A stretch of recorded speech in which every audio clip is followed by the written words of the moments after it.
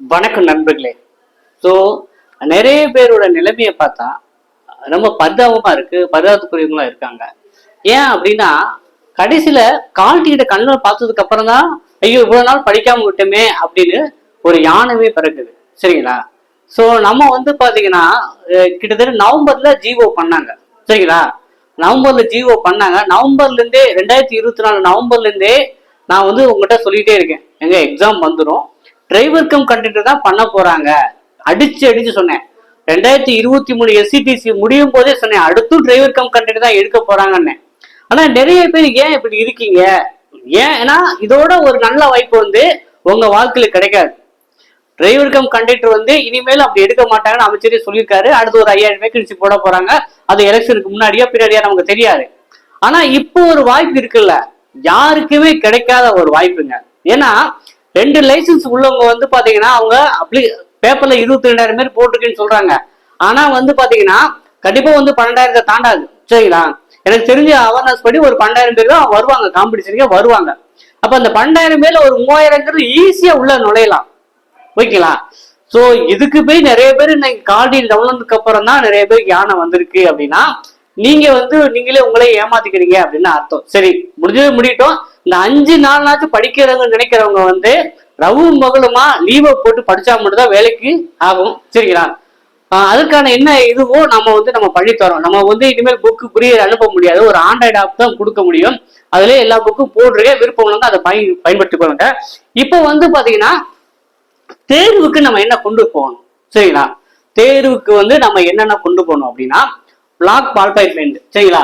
Black colour ball paint, blue colour கிடையாது. 2 black ball paint வாங்கி வச்சுக்கோங்க. அதுல ஒண்ணு பிராக்டிஸ் பாருங்க. அப்படின்னா தான் உங்களுக்கு புதுசா எழுதுற மாதிரி ஃபீல் ஆகாது. சரிங்களா? நல்ல குவாலிட்டியா 2 பிளாக் பால் பென் வந்து வாங்கி வச்சுக்கோங்க. அங்க ஐடி ப்ரூஃப் வந்து பாத்தீங்கன்னா உங்க ஒரிஜினல் ஆதார் கார்டு இல்ல டிரைவிங் லைசன்ஸ் ஜெராக்ஸ் இல்ல டிரைவிங் லைசன்ஸ் வந்து ஒரிஜினல் கொண்டு போங்க, ஆதார் கார்டு கையில வச்சுக்கோங்க, 2 போதும். சரிங்களா? ஐடி ப்ரூஃபுக்கு வந்து பாத்தீங்கன்னா டிரைவிங் லைசன்ஸ் ஒரிஜினல் அது இல்லைன்னா ஜெராக்ஸ் வித் ஆதார் கார்டுன்னு கேட்டிருக்காங்க. நீங்க வந்து ஆதார் கார்டு ஒரிஜினலும் கொண்டு போகலாம், டிரைவிங் லைசன்ஸ் ஒரிஜினலும் கொண்டு போங்க, அதோட ஜெராக்ஸும் கொண்டு போறது நல்லது. எதுக்கும் ஒரு சேஃப்க்கு தான் நான் சொல்றேன். ஓகேவா? ஸோ பிளாக் பால் பென்னு, அப்புறம் என்னது ஐடி ப்ரூஃபுக்கு வந்து பாத்தீங்கன்னா உங்களுக்கு டிரைவிங் லைசன்ஸ் கொண்டு போங்க ஒரிஜினல், அப்புறம் வந்து ஆதார் கார்டு ஒரிஜினல் 2மே கொண்டு போங்க, 2மே ஜெராக்ஸும் கையில வச்சுக்கோங்க. ஓகே.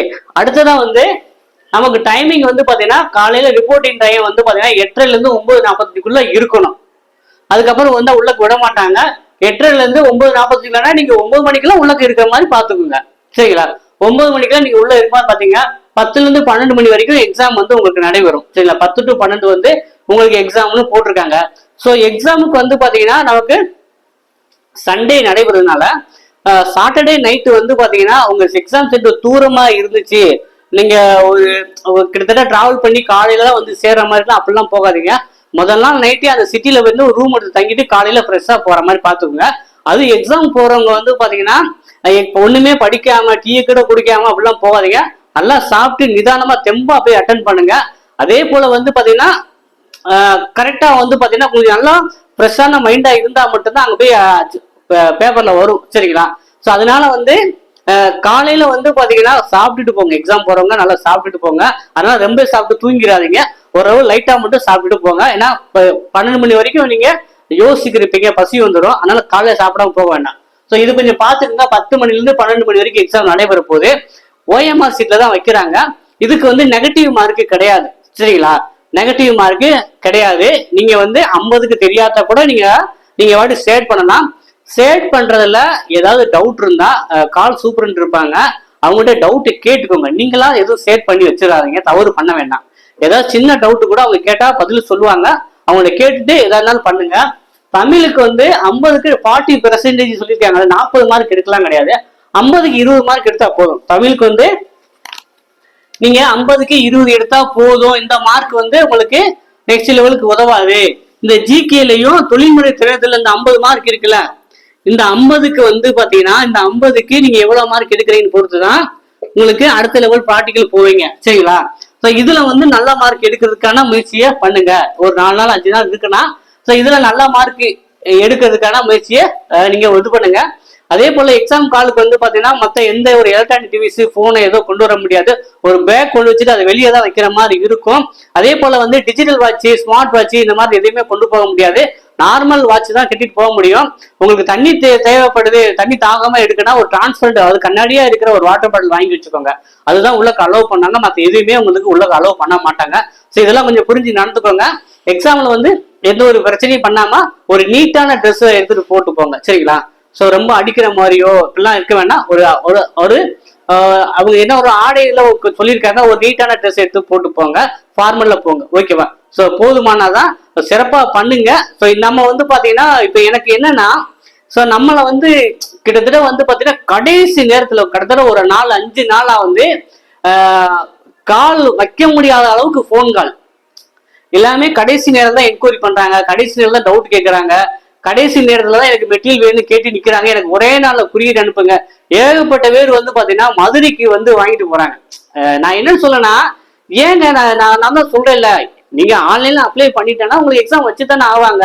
நிறைய பேர் காட்டிக்கிட்ட கண்ணில் பார்த்தாதான் நான் படிப்பேன் அப்படின்னு இருக்கிற மனநிலையில தான் நம்ம என்ன பண்ண முடியும் கடைசி நேரத்துல, சரிங்களா?